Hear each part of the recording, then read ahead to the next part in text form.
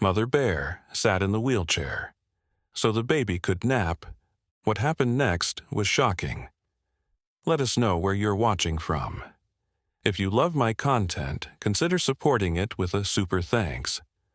Also, don't forget to like and subscribe. It'll help us to remain in touch with amazing people like you. The old wheelchair creaked in the autumn wind, its rusty wheels turning slowly on their own. Zara Mitchell had left it there 3 months ago, right after her grandmother passed away. She couldn't bring herself to move it from the back porch of the cabin. Every time she looked at it through the kitchen window, memories of Grandma Rose came flooding back. "Mama, baby won't stop crying," Zara's 6-year-old daughter Lily called from inside the cabin. The sound of little Emma's wails pierced through the quiet mountain air. Zara had been trying to get her 8-month-old to nap for over 2 hours now. Nothing worked, not the rocking chair, not the soft lullabies, not even the gentle swaying that usually did the trick. Zara wiped her tired eyes and walked back inside. Emma's face was red from crying, her tiny fists waving in the air. "Shh, sweetheart," Zara whispered, picking up her baby. "What's wrong today? You're usually such a good sleeper." The cabin sat alone at the edge of Whispering Pines Forest, miles away from the nearest neighbor. Zara's husband, Marcus, was away on a business trip, leaving her alone with both girls for the week. The isolation that usually brought her peace now felt overwhelming. "Maybe she's too hot," Lily suggested, climbing onto the couch.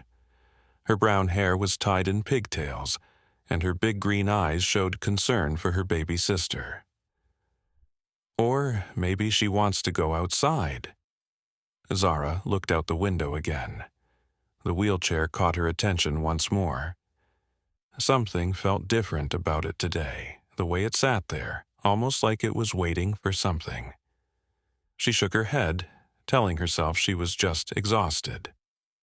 "You know what, Lily? Maybe some fresh air will help." Zara wrapped Emma in a soft blanket and stepped onto the back porch. The October air was crisp, filled with the scent of pine needles and fallen leaves. Emma's crying softened slightly, but she still fussed. That's when Zara noticed the fresh footprints in the dirt near the wheelchair. Large, round paw prints that definitely didn't belong to any dog.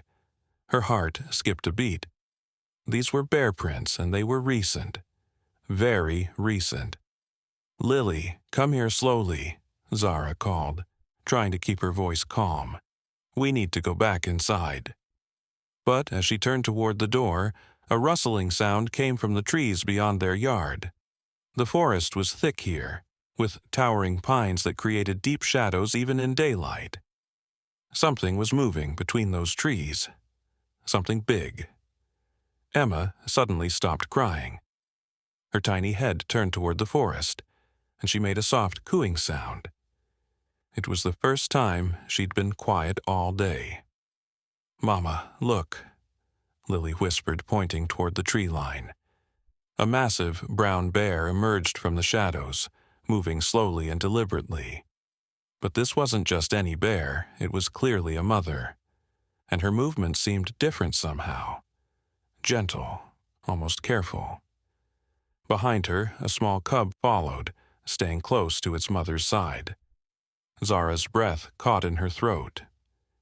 She'd seen bears before during her years living in the mountains, but they usually kept their distance.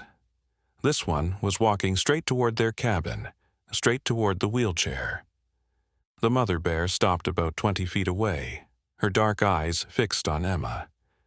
The baby had gone completely quiet now, staring at the bear with wide, curious eyes. It was as if they were having some kind of silent conversation. "Don't move," Zara whispered to Lily, though every instinct told her to run. Something about this moment felt different. The bear's posture wasn't threatening. If anything, she seemed almost protective. The cub made a small whimpering sound, and the mother bear looked back at her baby, then at Emma again. She took another step forward, and Zara's heart pounded so hard she was sure the bear could hear it. What happened next would change everything Zara thought she knew about the connection between mothers, no matter what species they were. The mother bear moved closer, each step deliberate and measured. Her massive paws barely made a sound on the fallen leaves. Zara clutched Emma tighter, but the baby seemed completely at ease. In fact, Emma was reaching out her tiny hand toward the bear, making those soft cooing sounds that had replaced her earlier cries. "Mama, she's not scared," Lily whispered in amazement. "Emma likes the bear." The bear stopped directly in front of the old wheelchair. She sniffed it carefully, her wet nose moving along the armrests where Grandma Rose's hands used to rest. Zara watched in disbelief as the bear's expression seemed to soften, almost like she understood the sadness that surrounded this place. Then something extraordinary happened. The mother bear turned around, backed up to the wheelchair, and slowly, carefully, lowered her massive body into the seat. The old metal frame groaned under her weight, but it held. The bear's dark eyes never left Emma's face. "Oh my God," Zara breathed. She couldn't believe what she was seeing. A wild bear was sitting in her grandmother's wheelchair, looking at her baby with what could only be described as maternal recognition. The bear began to rock gently, using her powerful hind legs to push against the ground. The wheelchair moved back and forth in the same rhythm Grandma Rose had used when she held Emma during her visits. The same gentle motion that had always calmed the baby. Emma's eyelids began to droop. For the first time all day, she was getting sleepy. "This can't be real," Zara muttered, but she didn't dare move. The scene was too incredible, too peaceful to disturb. The bear cub had settled down near its mother's feet, watching everything with curious black eyes. The rocking continued for several minutes. The bear seemed to understand exactly what she was doing. Her movements synchronized with Emma's breathing. When the baby's eyes finally closed, the bear stopped rocking and remained perfectly still. Zara felt tears streaming down her face. She thought about her grandmother, who had always said that love transcends all boundaries. "Animals understand more than we give them credit for," Grandma Rose used to say. "They feel what we feel, especially mothers." The bear carefully stood up from the wheelchair, moving with incredible gentleness to avoid making any noise that might wake Emma. She looked at Zara for a long moment, and in those dark eyes Zara saw something that took her breath away. Understanding, compassion. One mother recognizing another. The cub stood up and moved closer to its mother, making a small grunting sound. The mother bear nuzzled her baby's head, then looked back at Emma one more time before turning toward the forest. But as they reached the edge of the trees, the cub suddenly stopped and looked back. It made a louder sound, almost like it was calling to someone. The mother bear turned around, and Zara saw her entire posture change. Her ears perked up, and she took a step back toward the cabin. That's when Zara heard it. Another crying sound, but this one wasn't coming from Emma. It was coming from deeper in the forest, beyond where she could see. It sounded like another baby, but not human. Another bear cub, and it sounded distressed.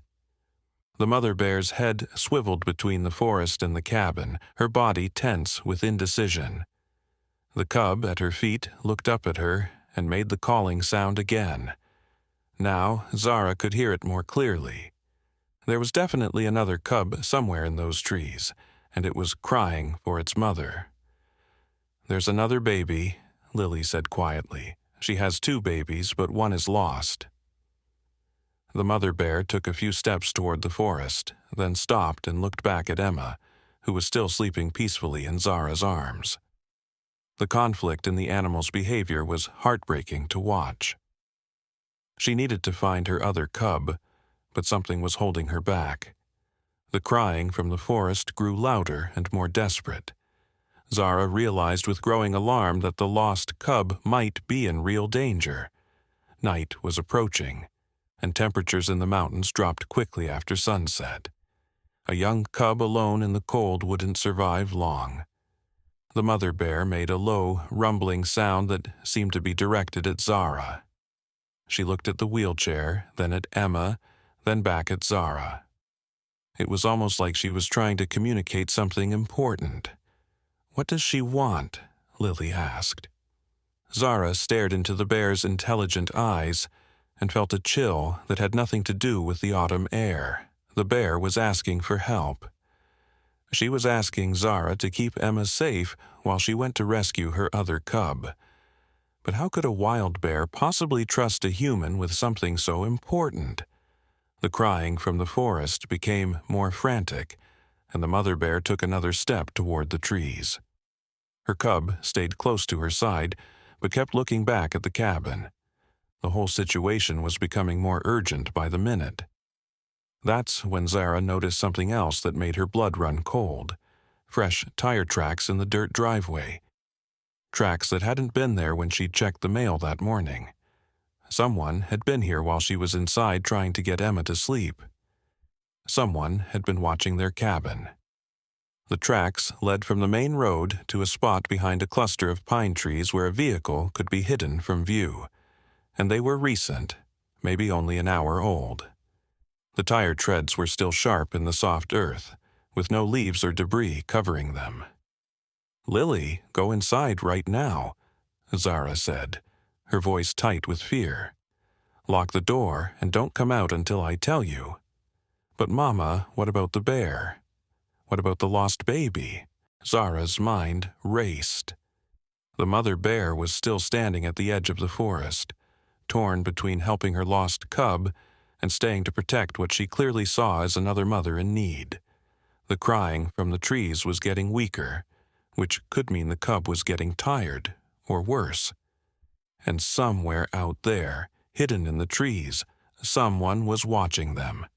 Someone who had driven up to their isolated cabin and parked where they couldn't be seen. In all her years of living in the mountains, Zara had never felt more vulnerable or alone. The mother bear made her decision. She turned toward the forest, but instead of leaving, she did something that made Zara's heart skip a beat. She looked directly at Zara and made a low, commanding sound.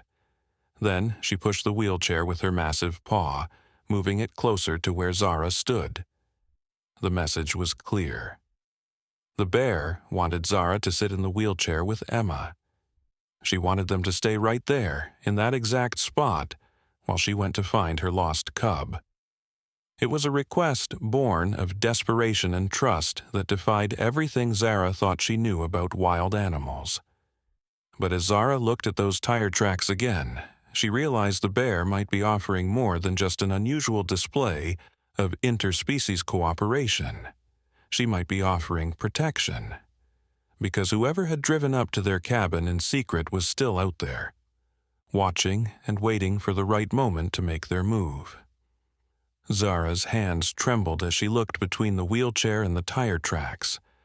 Every instinct told her to get inside the cabin, lock the doors, and call for help. But her phone was inside and she'd have to turn her back on the forest to reach it. The mother bear was still watching her, waiting for an answer to her impossible request. The crying from the trees was getting weaker. Time was running out for the lost cub. "Mama, please," Lily called from the doorway, her voice shaking. "Something feels wrong. I can see someone moving in the trees." Zara's blood turned to ice. If Lily could see movement, it meant whoever was out there had gotten bolder. They were no longer hiding behind their vehicle. They were moving closer to the cabin. The mother bear heard Lily's words and immediately turned toward where the child was pointing. Her massive body went rigid, and a low growl rumbled from deep in her chest. It wasn't the same gentle sound she'd made when communicating with Zara. This was a warning. This was the sound of a mother ready to fight. Emma stirred in Zara's arms but didn't wake up. The baby seemed to sense the tension because her breathing changed, becoming quicker and shallower. Even in sleep, she could feel that something was wrong. "Get inside now, Lily," Zara whispered urgently. "Hide in the bathroom and don't come out no matter what you hear." But before Lily could move, a man stepped out from behind a large pine tree about 50 yards away. He was tall and thin, wearing dark clothes and a baseball cap pulled low over his face. In his hands was something that made Zara's heart stop. A tranquilizer gun, the kind used by wildlife authorities. "Well, well," the man called out, his voice carrying clearly in the still air. "Looks like I found exactly what I was looking for. A mother bear with cubs. These will bring a good price from the right buyers." Zara realized with horror that this wasn't a random intruder. This was a poacher, someone who captured wild animals to sell them illegally. The mother bear and her cubs weren't just innocent forest creatures sharing a touching moment. They were targets. The mother bear positioned herself between the man and her cub, but her eyes kept darting toward the forest where her other baby was still crying. She was trapped between protecting the cub she could see and saving the one she couldn't. "Now, here's something interesting," the poacher continued, raising his weapon. "A bear that's gotten comfortable around humans. That makes my job a lot easier. Once I tranquilize Mama here, those cubs will be easy to collect." The man took aim at the mother bear, but she did something unexpected. Instead of running or charging, she moved to stand directly behind the wheelchair. She was using it as a shield, but more than that, she was protecting Zara and Emma too. "Mama!" Lily screamed from the doorway. The sound startled everyone. The poacher swung his weapon toward the cabin. The mother bear roared, and Emma finally woke up, adding her cries to the chaos. But in that moment of confusion, something else happened that no one had expected. A second adult bear emerged from the forest. This one was even larger than the mother, with darker fur and scars across his muzzle that spoke of many battles. He moved with the confidence of an animal that had never backed down from a fight. The crying from the forest stopped abruptly, and moments later a small cub appeared at the big male's feet. "The father," Zara breathed. "He found the lost cub." The male bear took in the scene instantly. His mate, his cubs, the human family, and the armed intruder. His response was swift and terrifying. He reared up on his hind legs, standing nearly 8 feet tall, and roared with a sound that shook the trees. The poacher stumbled backward, clearly not prepared to face 2 adult bears. "This wasn't supposed to happen," he muttered, swinging his weapon between the 2 massive animals. There was only supposed to be 1 bear with cubs. But the father bear wasn't interested in giving the man time to adjust his plans. He dropped to all fours and began moving toward the poacher with deadly intent. Each step was measured and purposeful, like a predator who had already decided how this encounter would end. The mother bear made a decision. She couldn't help in the fight while protecting her cubs and the humans, but she could ensure everyone's safety. She moved to Zara's side and gently nudged her toward the wheelchair with her massive head. "She wants me to get in," Zara realized. "She wants me to sit in the wheelchair with Emma." Without fully understanding why, Zara found herself following the bear's guidance. She sat down in her grandmother's old wheelchair, cradling Emma against her chest. The moment she was seated, the mother bear positioned herself directly in front of them, creating a living barrier between her new charges and the danger. The poacher fired his tranquilizer gun, but his hands were shaking so badly that the dart went wide, embedding itself in a tree trunk.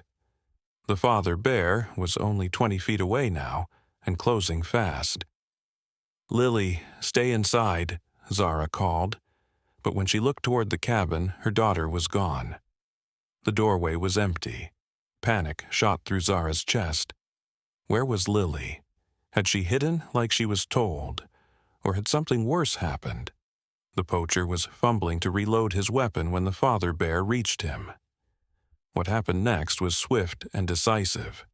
The bear knocked the gun from the man's hands with one powerful swipe, sending it flying into the underbrush. The poacher fell backward, scrambling on his hands and knees to get away. "Please," the man begged. "I was just trying to make a living. I wasn't going to hurt anyone." The father bear stood over him, breathing heavily. For a moment it looked like he might let the intruder go, but then something changed in his posture. His head tilted, and his ears perked up like he was listening to something. That's when Zara heard it too. A car engine starting up somewhere in the trees. The poacher's vehicle was being driven away, but the poacher was still on the ground in front of the bear. Someone else had been here. Someone else had been watching and waiting. "There's another one," Zara whispered, her voice barely audible. "There are two of them."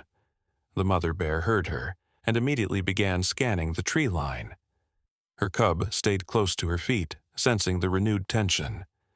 The other cub had moved to stand beside its father, creating a small family unit that was ready to face whatever came next. The sound of the engine grew fainter as the vehicle drove away, but it didn't head toward the main road. Instead, it seemed to be moving deeper into the forest, toward the back of Zara's property, where there was an old logging trail she'd forgotten about. They're not leaving, Zara realized with growing dread. They're repositioning.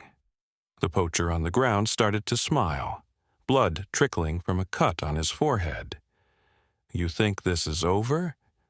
My partner's got more equipment in the truck, bigger guns, stronger tranquilizers. He's just getting better position."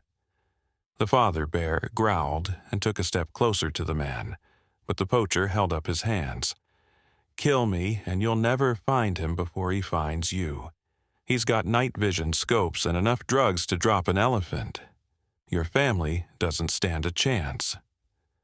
Zara felt the wheelchair creak as the mother bear leaned against it, her warm fur brushing against Zara's arm. In that moment of contact, something passed between them. A shared understanding that they were no longer just two mothers from different species. They were allies, bound together by the need to protect their young from a threat that was far from over. Emma had stopped crying and was looking up at the darkening sky with wide eyes. The sun was setting behind the mountains, and deep shadows were beginning to stretch across the forest. In the growing darkness, the advantage would shift to whoever had the better equipment and the higher ground. The mother bear made a soft sound and looked toward the cabin. Zara followed her gaze and felt her heart stop. The front door was standing wide open, and there was no sign of Lily anywhere. "Lily!" Zara called out, her voice echoing off the mountains. "Lily, where are you?" But there was no answer, only the sound of the wind in the trees and the distant rumble of an engine moving through the forest. Somewhere out there, a man with advanced hunting equipment was preparing for a battle that would determine the fate of both families. And now Lily was missing. Zara's world tilted on its axis. She started to stand up from the wheelchair, but the mother bear gently pushed her back down with her massive paw. The bear's dark eyes held a message that Zara somehow understood. "Stay here, stay safe. I'll help you find her." "Lily," Zara called again, her voice cracking with desperation. "Baby, please answer Mama." The silence that followed was deafening. Even the wind seemed to have stopped, as if the entire forest was holding its breath. Emma sensed her mother's distress and began to whimper, her tiny fists clutching at Zara's shirt. The poacher on the ground started to chuckle, a sound that made Zara's skin crawl. "Looks like you've got bigger problems than a couple of bears now, lady. Kids have a way of wandering off when they get scared. Lots of dangerous things in these woods at night." The father bear's head snapped toward the man, and he let out a roar that seemed to shake the very ground. The poacher's laughter died instantly, replaced by genuine fear. but the damage was done. The implication hung in the air like a poisonous cloud. The mother bear began to pace, her movements agitated. She kept looking between the open cabin door and the dark forest, clearly torn between staying to protect Zara and Emma and joining the search for Lily. Her maternal instincts were in overdrive, recognizing that a human cub was in danger. That's when Zara noticed something that made her blood run cold. Tiny footprints in the soft earth leading away from the cabin. They were small, child-sized, and they headed straight toward the old logging trail where the second poacher had driven his vehicle. "Oh, God," Zara whispered. She followed the sound of the truck. She went into the forest. The mother bear followed Zara's gaze and saw the footprints, too. She made a low, urgent sound and looked at her mate. Some form of communication passed between the two bears, a conversation in a language that humans could never fully understand, but somehow, in this moment, Zara could sense the meaning. They were going to split up.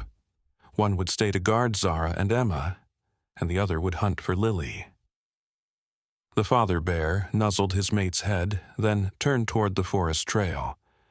But before he could take more than a few steps, a sound echoed through the trees that made everyone freeze. It was Lily's voice, but it wasn't calling for help. She was talking to someone, her words carrying clearly in the still air. "Please don't hurt them," Lily was saying. "The bears aren't mean. They were just trying to help my baby sister sleep." A man's voice answered, rough and impatient. "Kid, you don't understand what you're dealing with. Those bears are dangerous wild animals. They could have killed your whole family." "That's not true." Lily's voice was stronger now, defiant. The mama bear was gentle. She sat in Grandma's wheelchair to help Emma. She was being kind.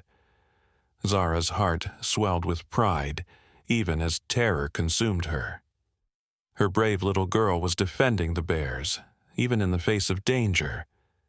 But that bravery could also get her killed. The conversation was coming from somewhere along the logging trail, maybe a quarter-mile into the forest. The second poacher had found Lily, or more likely, she had stumbled upon him while following the sound of his vehicle. Either way, she was now in the hands of a man who made his living capturing and selling wild animals. The mother bear made her decision. She looked at Zara with eyes that seemed almost human in their understanding. Then she did something extraordinary. She carefully gripped the handle of the wheelchair in her teeth and began to pull it toward the cabin. "What are you doing?" Zara asked, but the bear's intentions became clear as they reached the porch. She wanted Zara and Emma inside, safe behind walls and locked doors, while she and her mate rescued Lily. But Zara couldn't just sit in her cabin while her daughter was in danger. "I have to go with you. She's my baby. I can't just wait here." The mother bear shook her head, a surprisingly human gesture. She nudged Zara toward the door, then looked at Emma with an expression that clearly said the infant needed her mother's protection. The father bear had already started toward the forest, but he stopped when he heard more voices. Multiple voices, all unfamiliar, all male. The second poacher wasn't alone either. There were at least 3 men on that logging trail, maybe more. "This is bigger than we thought," Zara realized. "It's not just 2 poachers. It's a whole operation." The poacher on the ground, who had been quietly listening to everything, suddenly spoke up. "Lady, you have no idea what you've stumbled into. This isn't some small-time bear hunting. We're part of a network that supplies exotic animals to private collectors all over the world. Bears, especially cubs, are worth hundreds of thousands of dollars to the right buyers."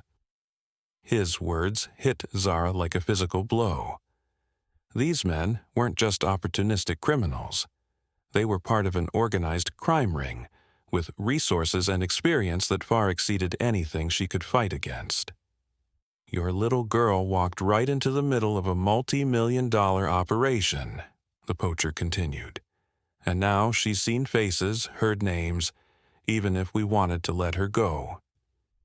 He didn't finish the sentence, but he didn't need to. The implication was clear. Lily had become a witness, and witnesses were liabilities that needed to be eliminated. The mother bear seemed to understand the gravity of the situation, too. She made a series of urgent sounds to her mate, and both cubs responded by moving closer to their parents. The family was preparing for war. But then something happened that changed everything. A new sound echoed from the forest, one that didn't belong to any of the poachers. It was a howl, long and mournful, answered immediately by several others from different directions. "Wolves," Zara breathed. "There are wolves in these mountains." The poacher on the ground went pale. No, this wasn't supposed to happen. Wolves don't usually come this close to human settlements. But they were coming closer. The howls were getting louder, more frequent, and they seemed to be converging on the area around the logging trail, exactly where Lily was being held. The father bear's entire posture changed. He wasn't just angry anymore, he was alert in a way that spoke of primal recognition. Bears and wolves were ancient enemies, competitors for territory and resources. But they also shared something else, an understanding of the forest that humans could never match. "They're communicating," Zara realized with growing amazement. "The bears and the wolves, they're talking to each other." It seemed impossible, but the evidence was right in front of her. The father bear was making specific sounds, and the wolves were responding with their own calls. Back and forth, a conversation in the language of the wild. The mother bear turned to Zara and made a gentle sound, almost like she was trying to reassure her.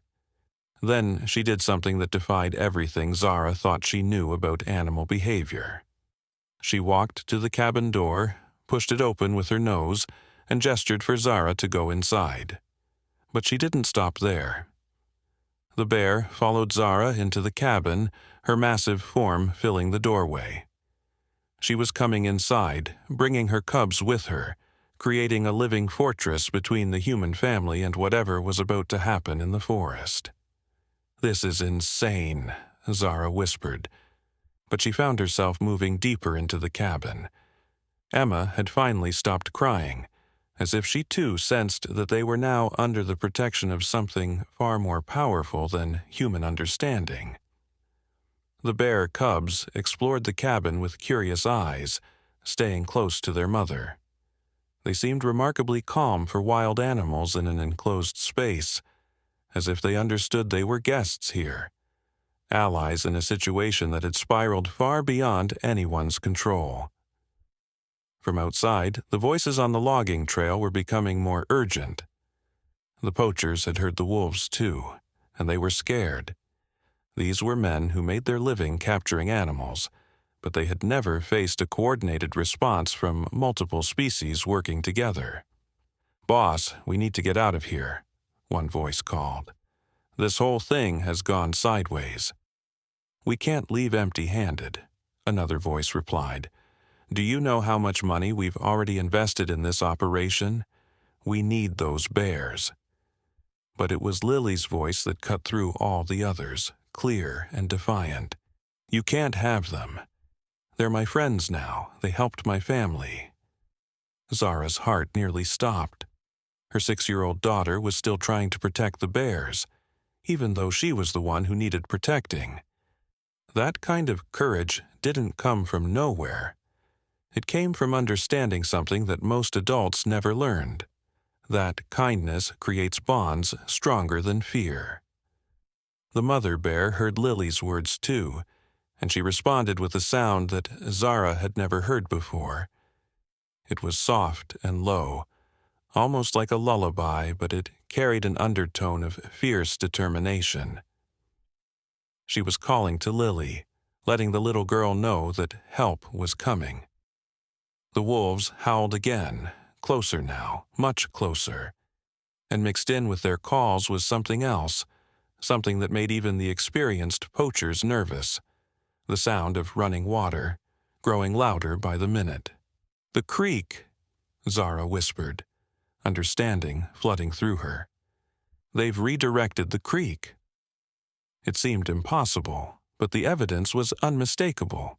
The wolves, with their intimate knowledge of the forest, had somehow blocked or redirected the mountain stream that ran behind the logging trail.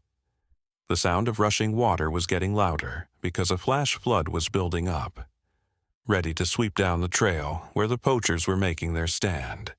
The mother bear looked at Zara with eyes that seemed to hold centuries of forest wisdom. This wasn't just about protecting cubs anymore. It was about the entire forest community rising up against invaders who threatened their way of life. But somewhere in the middle of that approaching chaos, a little girl named Lily was still in danger, and every second that passed brought her closer to a fate that no child should ever face. The sound of rushing water grew louder, and Zara could feel the vibrations through the cabin floor. The wolves had done something that seemed impossible, but the evidence was undeniable. They had somehow created a natural dam upstream, and now all that backed-up water was building pressure, ready to be released like a weapon against the intruders. The mother bear moved to the cabin window and peered out toward the forest. Her cubs flanked her on either side, their small faces serious beyond their years. They understood that their mother was preparing for something unprecedented. The father bear remained outside, positioned between the cabin and the logging trail, ready to intercept anyone who tried to approach. From the forest came the sound of vehicles starting up. The poachers were trying to escape, but the rush of water was getting closer. Soon, that old logging trail would be completely flooded, cutting off their only easy route back to the main road. "Mama, I'm scared," came Lily's voice, carried on the wind. She sounded closer now, like they were moving her toward the cabin. "Don't be scared, little one," a gruff voice replied. "Your mama's gonna do exactly what we tell her, or things are gonna get real unpleasant for everyone." Zara's hands tightened around Emma, who was looking up at her with wide, trusting eyes. The baby seemed to sense that something momentous was happening, but she remained calm, as if the presence of the bears had created a bubble of safety around them. The mother bear suddenly turned from the window and walked to Zara's kitchen. With surprising delicacy for such a massive creature, she opened several cabinet doors with her claws until she found what she was looking for. She pulled out a large flashlight and brought it to Zara. "You want me to signal someone," Zara realized. "But who? We're miles from any neighbors." The bear made a soft sound and gestured toward the back window of the cabin, the one that faced the opposite direction from the logging trail. Zara followed her gaze and saw something that made her gasp. Lights were moving through the forest in the distance. Multiple lights heading their way. "Someone else is coming," Zara whispered. "But who?" Her question was answered moments later when her cell phone, which she'd left on the kitchen counter, began to ring. The mother bear looked at the device with curiosity as Zara rushed to answer it. "Zara? Thank God you're okay." It was Marcus, her husband, but his voice sounded strange, strained. "I got your message about the bears, and I've been trying to call you for hours." "What message?" Zara asked, confusion flooding through her. "Marcus, I didn't send you any message. My phone's been in the kitchen all day." There was a pause on the other end of the line. "Zara, listen to me very carefully. Someone sent me a text from your phone 3 hours ago saying you were in trouble and needed help. I'm about 20 minutes away with park rangers in the sheriff's department." Zara's blood ran cold. "Marcus, I never sent that text. Someone else has been here. Someone else used my phone." The implications hit her like a sledgehammer. One of the poachers had been inside her cabin earlier while she was outside trying to get Emma to sleep. They had used her phone to send that message, but why? Why would criminals call for help from law enforcement? "It's a trap," she breathed into the phone. "Marcus, don't come here. It's a trap. They're using us as bait." But the line went dead. Either Marcus hadn't heard her warning, or something had happened to cut off their connection. Zara stared at her phone in horror, realizing that her husband and multiple law enforcement officers were walking into an ambush. The mother bear seemed to sense Zara's distress. She moved close and gently nuzzled Zara's arm, a gesture of comfort that transcended species. In that moment, Zara understood something profound. This wasn't just about protecting cubs anymore. The bears had somehow grasped the larger picture. They knew that the humans coming to help were also walking into danger. From outside came a new sound that made everyone freeze. The howling of the wolves had stopped, replaced by something far more ominous. Silence. Complete, absolute silence, as if every living thing in the forest had suddenly held its breath. "They're here," the mother bear seemed to say with her eyes. "The real fight is about to begin." That's when Zara heard Lily's voice again, much closer now. "Mama, Mama, can you hear me? The bad men are bringing me home, but something's wrong." Zara rushed to the front window and saw them emerging from the tree line. 3 men in camouflage gear, carrying high-powered rifles and night vision equipment. One of them had Lily walking in front of him, using her as a human shield. The little girl looked terrified but unharmed, her pigtails disheveled and her clothes dirty from the forest. But it was what Zara saw behind them that made her heart sink. More men, at least 6 of them, positioning themselves in the trees around the cabin. This wasn't just a wildlife trafficking operation. These were professionals, possibly military trained, and they had turned her home into a killing field. The father bear saw them too. He rose up on his hind legs again, but this time his roar was different.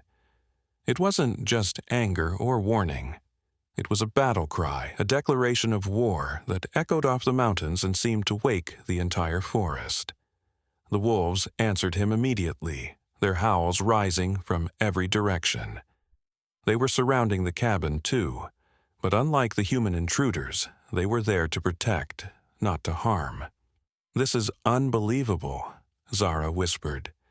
"The animals are organizing against them." The mother bear moved to stand directly in front of the door, her cubs beside her. She looked back at Zara one more time, and in that look was a message that needed no translation. Whatever happened next, they would face it together. The lead poacher called out from the edge of the clearing. "Mrs. Mitchell, I know you're in there. We've got your daughter and we've got your cabin surrounded. But we're reasonable men. All we want are the bears. You give us the bears and everyone goes home safe." Zara's mind raced. They knew her name. They had planned this whole thing down to using her own phone to call for backup that would never be allowed to arrive. But there was something they hadn't planned for. They hadn't expected the bears to come inside the cabin. They hadn't expected the wolves to join the fight. Most importantly, they hadn't expected a mother's love to transcend the boundaries between species. "I know you can hear me," the man continued. "Your husband and the police are on their way, but they're going to find a very different situation than they're expecting. Unless you cooperate, this whole thing is going to end badly for everyone."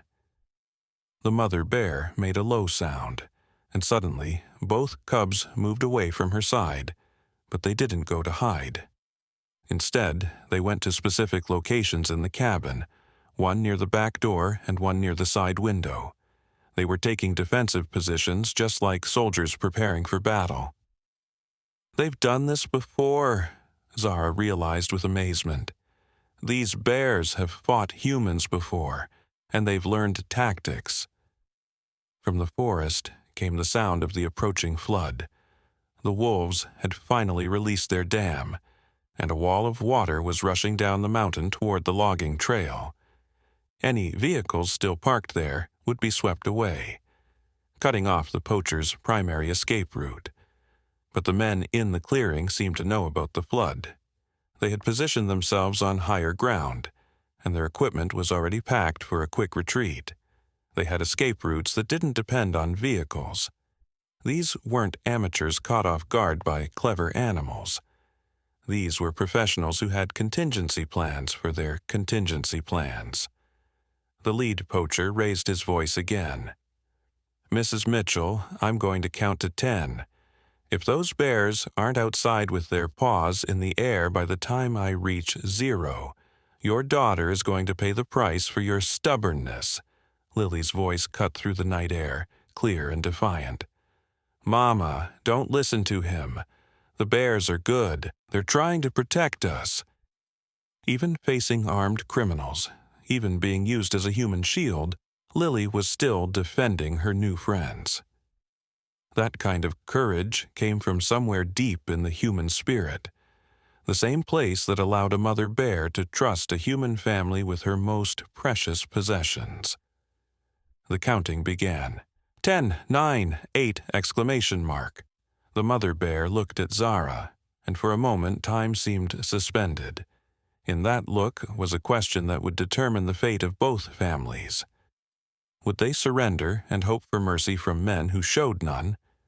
Or would they fight together, mother and mother, family and family, against odds that seemed impossible to overcome?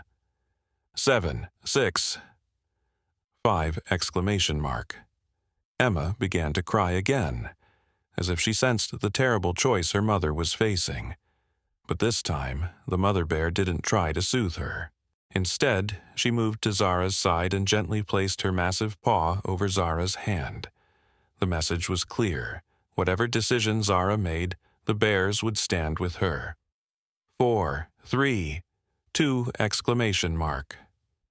The sound of approaching vehicles could be heard in the distance. Marcus and the rescue team were getting closer, but they were still minutes away. Too far to help, close enough to become additional victims if this situation exploded into violence. From the forest, the wolves began to howl again, but this time their calls were answered by something else. Something that made even the hardened criminals pause in their countdown. The sound of more bears, multiple bears, responding to the father's battle cry. The entire bear population of the mountain was converging on this one small cabin. The mother bear looked at her cubs, then at Emma, then at Zara. In her ancient eyes was a wisdom that had guided her species through countless battles, countless challenges, countless moments when the choice was fight or flight. Tonight, for the sake of all their children, she had chosen to fight.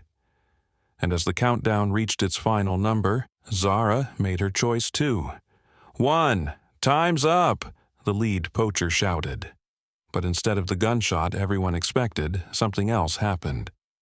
Zara stood up from the wheelchair, still holding Emma, and spoke in a voice that carried clearly across the clearing. "Wait," she called out. "I'll make you a deal." The mother bear looked at her with surprise, but Zara continued before anyone could react.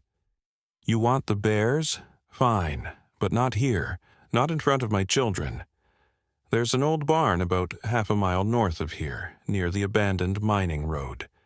It's big enough for your operation, and it's isolated. We'll meet you there in 1 hour." The lead poacher hesitated, clearly not expecting this response. "Lady, you're in no position to make deals. We've got your kid." "And I've got what you really want," Zara replied, her voice steady despite her racing heart. "These bears trust me now. They'll follow me anywhere. But if you try to take them by force here, they'll fight. You'll lose men, lose equipment, and probably lose the bears too when they scatter into the forest." The mother bear was watching this exchange with intense interest, as if she understood that Zara was buying them time. The cubs remained in their defensive positions, but their attention was focused on their mother, waiting for her signal.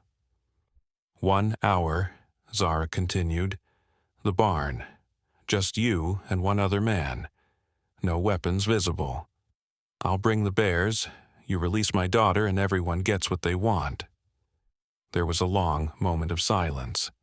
Then the poacher spoke to someone Zara couldn't see, his voice too low to make out the words. After what felt like forever, he called back. 45 minutes, not an hour, and if this is some kind of trick, your family pays the price. No tricks, Zara replied, just business. The men began to withdraw into the forest, taking Lily with them. As they disappeared into the trees, Lily called out one more time, "Mama, the bears know something. They've been trying to tell you something important." Then they were gone, leaving only the sound of the approaching flood and the distant howling of wolves. The father bear immediately came to the cabin door, his massive frame filling the doorway as he reunited with his family. The mother bear looked at Zara with what could only be described as respect. She had understood the deception, the plan to buy time and change the location to somewhere more advantageous. But there was something else in her eyes, something that made Zara realize Lily's final words were more important than she'd first understood. "What is it?" Zara asked the bear, feeling foolish for expecting an answer, but somehow knowing she would get one. The mother bear moved to the kitchen window and looked out toward the north, in the direction of the old barn. Then she made a series of low sounds, almost like she was explaining something. The father bear responded with his own vocalizations, and suddenly both cubs became extremely agitated. "There's something wrong with the barn," Zara realized. "That's what you've been trying to tell me." The mother bear nodded, an unmistakably human gesture that sent chills down Zara's spine. These animals were far more intelligent than she had ever imagined, and they knew something about that barn that she didn't. Outside, the sound of vehicles was getting closer. Marcus and the rescue team would be here soon, but they were still walking into a situation they couldn't possibly understand. Zara needed to find a way to warn them, without alerting the poachers who were undoubtedly monitoring radio frequencies. That's when she remembered something. Her grandmother's old ham radio stored in the attic. Grandma Rose had been a volunteer weather spotter, and she'd always kept emergency communication equipment in working order. If Zara could reach that radio, she might be able to contact the authorities on a frequency the poachers wouldn't expect. The mother bear seemed to read her thoughts. She moved to the stairs leading to the attic and made an encouraging sound. But getting to the radio meant leaving Emma alone with the bears, something that would have been unthinkable just hours ago. Now, it felt like the most natural thing in the world. Zara carefully placed Emma in the old wheelchair, the same chair where this incredible day had begun. The mother bear immediately moved to stand beside the baby, and both cubs flanked the wheelchair like tiny guards. Emma looked up at her protectors with wide eyes, completely at ease in their presence. "Watch her for me," Zara whispered, and headed for the stairs. The attic was dusty and filled with the accumulated memories of 3 generations of her family. But she found the radio exactly where Grandma Rose had always kept it, in a specially built cabinet near the window that faced the main road. It took her several precious minutes to remember how to operate the equipment, but finally she managed to establish contact. "This is KN6ABC, emergency traffic, emergency traffic," she spoke into the microphone, using her grandmother's old call sign. Any station, please respond." The response was immediate. "KN6ABC, this is W7XYZ, Volunteer Fire Department. We copy your emergency traffic. What is your situation?" "W7XYZ, I need you to relay a message to the Sheriff's Department and park rangers heading toward Whispering Pines Forest. They are driving into an ambush. Repeat, they are driving into an ambush. Armed suspects with military training have taken hostages, and are using the situation to lure law enforcement into a trap. Copy that, KN6ABC. Can you provide more details about the number of suspects and their location? Before Zara could answer, she heard something that made her blood freeze. The sound of Emma crying from downstairs, but not the normal cry of a baby who needed attention. This was a cry of terror, the sound a child makes when faced with something truly frightening. Zara dropped the microphone and raced down the stairs, taking them 3 at a time. What she saw when she reached the main floor defied everything she thought she knew about the situation. The wheelchair was empty. Emma was gone. The mother bear and her cubs were still there, but they were all staring at the open front door with expressions of shock and rage. Someone had taken Emma while Zara was in the attic, someone who had moved so quietly that even the bears hadn't heard them coming. "No," Zara whispered, her voice breaking. No, they said 45 minutes. They said they would wait." The father bear was already moving toward the door, but the mother bear stopped him with a sharp sound. She looked at Zara and made a series of urgent vocalizations, clearly trying to communicate something crucial. "What?" Zara cried. "What are you trying to tell me?" The mother bear went to the kitchen and returned with something in her mouth. It was a small piece of fabric, torn and bloody. But it wasn't from Emma's clothes. It was camouflage material, the same pattern worn by the poachers. Someone fought back, Zara realized. Someone tried to stop them from taking Emma. The bear dropped the fabric and made more urgent sounds, gesturing toward the back of the cabin. Zara followed her to the rear window and saw something that made her gasp. There were new tire tracks in the mud, but these weren't from the poachers' vehicles. These were different, wider, and they led not toward the logging trail but toward the main road. "A different group," Zara breathed. "There's a third group here." The implications hit her like a physical blow. This wasn't just about the bears anymore. It wasn't even just about the wildlife trafficking operation. There were multiple groups operating in these mountains tonight, and Emma had been caught in the middle of something far larger and more dangerous than anyone had imagined. The mother bear moved to the front door and looked out toward the forest. In the distance, Zara could see lights moving through the trees, but now she couldn't tell which lights belonged to her husband and the rescue team, which belonged to the poachers, and which belonged to this mysterious third group that had taken her baby. From outside came the sound of the flood reaching the logging trail. A tremendous crash echoed through the forest as the wall of water swept away everything in its path. The wolves had succeeded in cutting off one escape route, but it might have also cut off the only way for the rescue team to reach them. The father bear made a decision. He looked at his mate, made a series of low sounds that seemed like instructions, then headed out into the night. He was going hunting, but not for food. He was going to track down whoever had taken Emma, and Zara had no doubt that when he found them, there would be a reckoning. The mother bear remained with Zara and her cubs, but her entire posture had changed. The gentle protector who had rocked Emma to sleep was gone, replaced by something primal and dangerous. Someone had taken a baby from under her protection, and that was a transgression that demanded blood. Zara's cell phone rang, startling everyone. She looked at the caller ID and saw Marcus's number. With trembling hands, she answered. "Zara, we're about 2 miles out, but the road is flooded. We're going to have to come in on foot. Are you and the girls safe?" "Marcus," Zara said, her voice barely above a whisper. "They took Emma. Someone took our baby." The silence on the other end of the line lasted forever. When Marcus spoke again, his voice was deadly calm. "Who took her?" "I don't know. There are multiple groups here, the poachers, but also someone else. Marcus, this is bigger than we thought. This is huge. We're coming, Zara. Whatever it takes, we're coming." But as Zara hung up the phone, She looked into the mother bear's eyes and saw something that chilled her to the bone.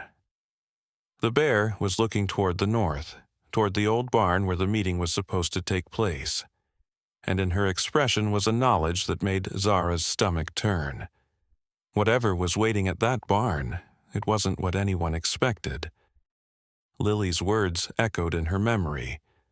The bears know something. They've been trying to tell you something important. Now Zara was beginning to understand what that something was.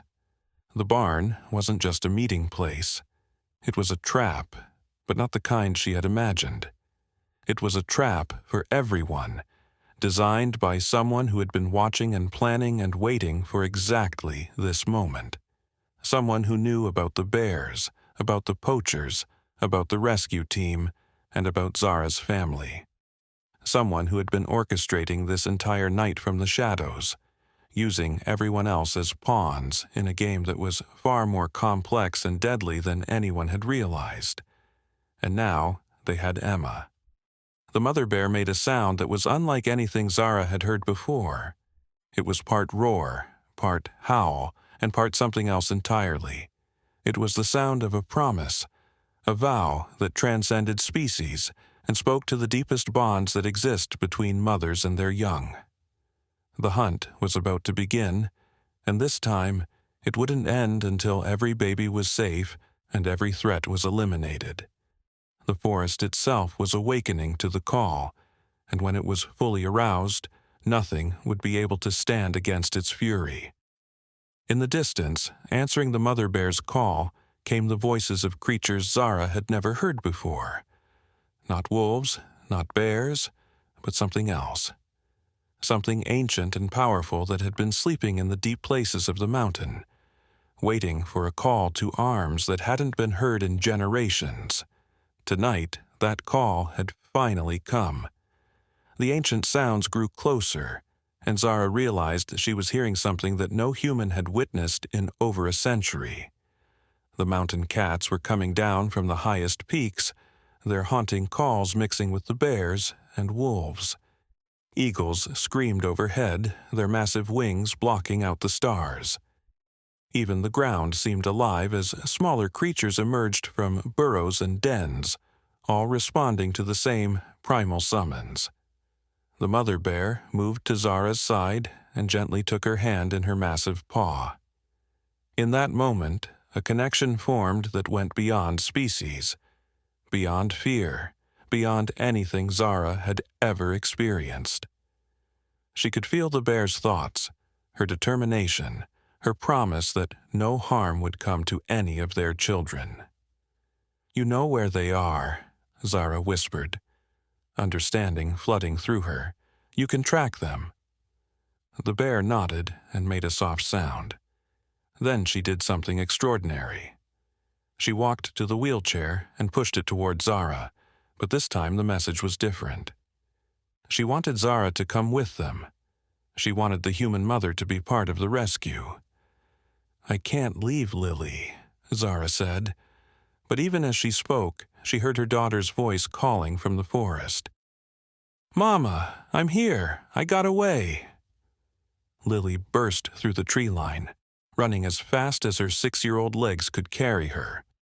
Behind her, 3 men in camouflage were giving chase, but they stopped dead when they saw what was waiting in the clearing. The entire forest had come alive, and hundreds of glowing eyes were staring back at them from the darkness. The men turned and fled without firing a shot.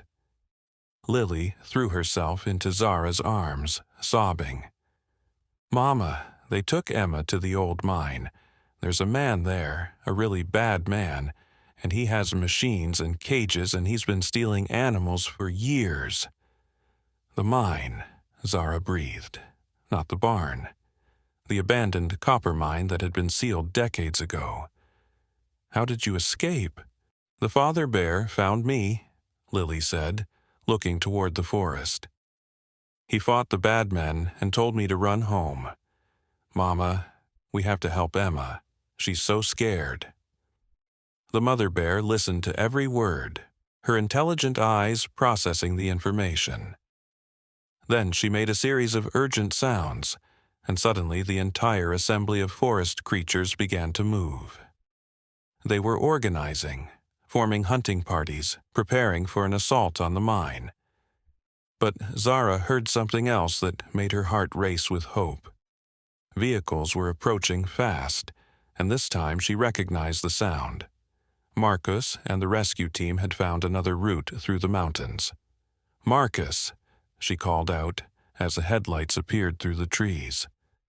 Her husband emerged from the lead vehicle, followed by Sheriff Davidson, Park Ranger Johnson, and a team of armed officers. But they all stopped in amazement when they saw the scene before them. A woman holding a child, standing next to a family of bears, surrounded by what looked like every wild animal in the mountain range. "Zara, what in God's name?" Marcus began. "They're here to help," Zara said simply. "Emma's at the old mine. There's a man there who's been running an illegal animal trafficking operation for years. He's the one behind everything." Sheriff Davidson stepped forward cautiously. "Ma'am, I need you to step away from those bears. They're wild animals." The mother bear looked at the sheriff and made a sound that could only be described as laughter. Then she walked to Marcus and gently nuzzled his hand, just as she had done with Zara hours earlier. "She's not wild," Zara said, understanding finally dawning. "None of them are truly wild. They're part of this place, and they've been protecting it from people who would destroy it. Tonight, they're protecting our family too." The father bear emerged from the forest at that moment, and in his mouth was a piece of Emma's blanket. He dropped it at Zara's feet and made an urgent sound. The trail was fresh. They could still save her. "The mine is 2 miles north," Ranger Johnson said, "but it's been sealed for decades. No one could get in there." "Someone found a way," Zara replied, "and they've been using it as a base of operations." What followed was unlike anything in the history of law enforcement. A coordinated rescue mission involving armed officers, forest rangers, and an army of woodland creatures, all working together to save a kidnapped baby. The mother bear led the way, with Zara in the wheelchair being pushed by Marcus. The bear cubs flanked them on either side, while the father bear and the wolf pack provided reconnaissance. Above them, eagles soared, serving as aerial scouts. When they reached the mine, they found exactly what Lily had described: a sophisticated operation hidden beneath the earth, with cages full of captured animals and equipment worth millions of dollars. The man who ran it was Dr. Harrison Webb, a disgraced veterinarian who had been selling rare animals to private collectors around the world. He was found holding Emma in a makeshift nursery he had created, surrounded by other stolen babies. Bear cubs, wolf pups, and even a pair of golden eagle chicks. He had been planning to sell them all as a package deal to a collector in Asia. The rescue was swift and decisive. The moment the mother bear saw Emma, she let out a roar that brought down chunks of rock from the mine ceiling. Dr. Webb surrendered immediately, too terrified to resist when he realized he was facing not just the authorities, but the entire ecosystem of the mountain. Emma was unharmed, sleeping peacefully despite the chaos around her. When Zara held her baby again, the mother bear approached and gently touched Emma's forehead with her nose, as if blessing her. In the weeks that followed, the story of the night the forest came alive spread around the world. Scientists came to study the unprecedented cooperation between species. Journalists wrote about the mother's love that transcended the boundaries between human and animal. Children everywhere asked their parents to read them the story of the bears who saved a baby. But for Zara, the most important moment came 3 months later, when she was sitting in her grandmother's wheelchair on the back porch, watching Emma take her afternoon nap. The mother bear emerged from the forest with her cubs, now grown larger and stronger. The bear approached the wheelchair and sat beside it, just as she had on that first incredible day. She looked at Emma, then at Zara, and made a soft sound that needed no translation. "Thank you." Zara reached out and gently touched the bear's fur. "Thank you, too, for showing me that love has no boundaries, that mothers will always protect their children, no matter what species they are." The bear stood and moved toward the forest, her cubs following. But she stopped at the tree line and looked back one more time. In her eyes was a promise that would last forever.